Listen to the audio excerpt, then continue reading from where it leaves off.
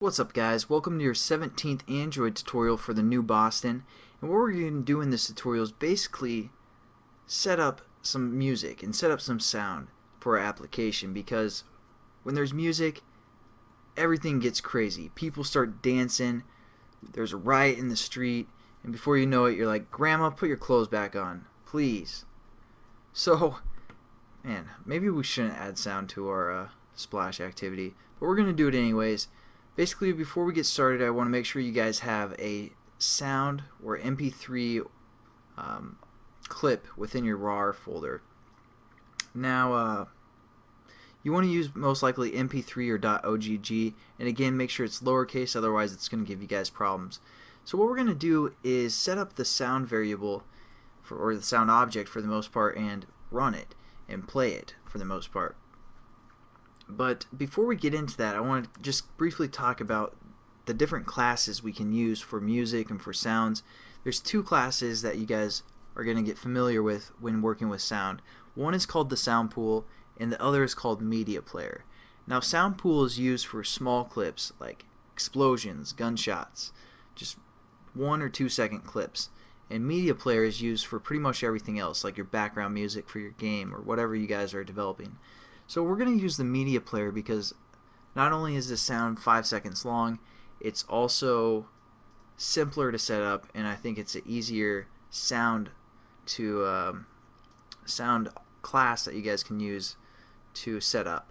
It's pretty easy, like I said, and it's going to be a MediaPlayer object. So we're going to say MediaPlayer like this. That's the type, and we're going to call it our sound, or our song, we should say.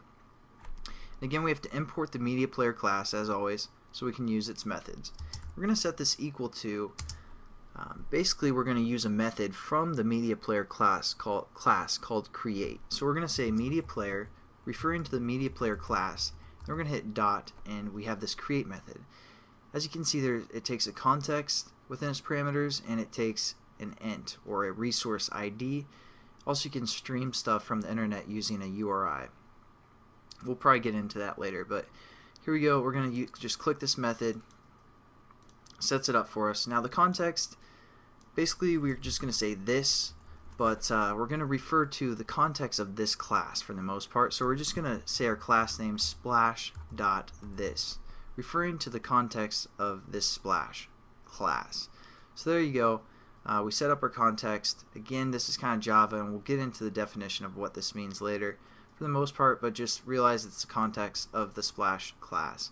For ID, we're just going to set this up just like every other ID we do, r.rar.splash sound. Now we have our MediaPlayer variable set up called our song. All we have to do now is do our song, song dot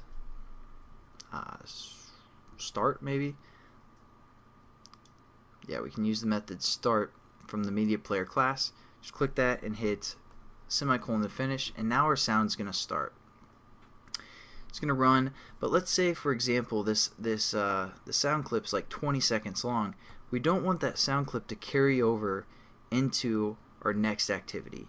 And also, guys, I'm sorry, just before I forget, you want to define this variable and start it below the set content view, just for, good habit. So do that, and then we're going to start our sound, but like I said, we don't want it to carry over to the next class. So what you guys might be thinking is, before this finish method, we can say our song dot, and then we're like, oh, where's all those methods that we could use from the MediaPlayer class? What's happening is we defined our variable within the onCreate method here. So we can only, or basically this our song variable is only recognized within the onCreate method. So we can only use it within there. But to define it as a global variable for a whole class for the most part, just a variable for a whole class, we can go above our onCreate method and set up MediaPlayer and then our song.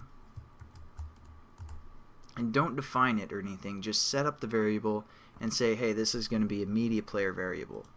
Just kind of like we did in our other activity, we set up some variables above the onCreate method so our whole class could use it. So that's what we want to do, and then now we can use some methods on it within our onPause. But the problem is now that we're having is basically we're redefining it here, and it's still thinking of it as a local variable because we're defining it within the onCreate method. So all we're going to do is get rid of the media player right here, and now it will recognize it as a media player class or object, and they're all going to turn blue, saying that they're all pretty much the same object. So there you go, we set up our song, and now we can use it within our onPause method. So we're going to say our song. Man, it is getting too late. Shouldn't be doing any tutorials. So we're going to say our song dot and release. Now you guys can always click on some of these other methods and kind of read a little bit about them and get an idea of what they do. But we're going to use the release. Basically, this is going to kick them down that, this is basically going to release the music and just say we're done with you. So we're going to hit that and end it with a semicolon, and now our song should be released when the onPause method gets called. Let's just test our activity, make sure it works. Turn up the volume here.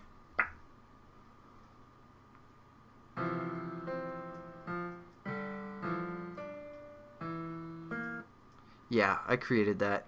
I'm a natural Beethoven. So yeah, it looks like our activity works and we have some sound to it now. Grandma, put your clothes back on. What are you doing? Get out of here.